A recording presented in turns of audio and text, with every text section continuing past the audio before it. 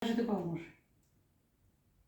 Почитувани граѓани, денес директно јавно го прашувам актуелниот градоначалник, господинот Марко Колев, кој е кандидат за добивање на уште еден градоначалнички мандат. Господине Колев, дали и денес, бидејќи е врнежливо времето надвор, стои плавата кофа пред скалите на општината на вториот кат, за да ја собира водата од таванот и кровот на општинската зграда, кој кров и таван целосно покиснуваат кога надвор врне? Сте ја кренали ли главата да ги погледнете таваните на општинската зграда, на што личат? На колку места покиснува кровот на општинската зграда и колку години од вашиот изминат 4-годишен мандат трае оваа ситуација?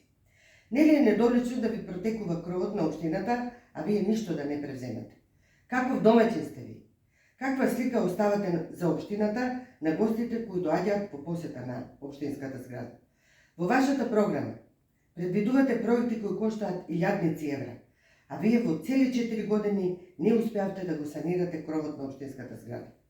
Кој домаќин троши на се и се што, а при тоа кровот да му протекува? За каква посветена работа говорите ви?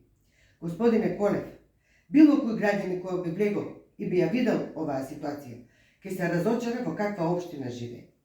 Господине Марко Колев, изгледа само вас не ве допира овој срам.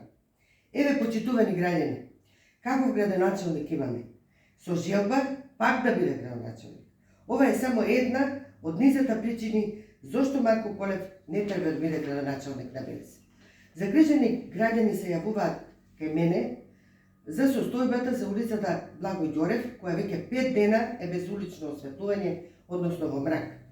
Реагираат возачите, зашто се отежнува сообраќајот. Реагираат и родители чии деца излегуваат навечер, како во тој мрак ќе се вратат дома.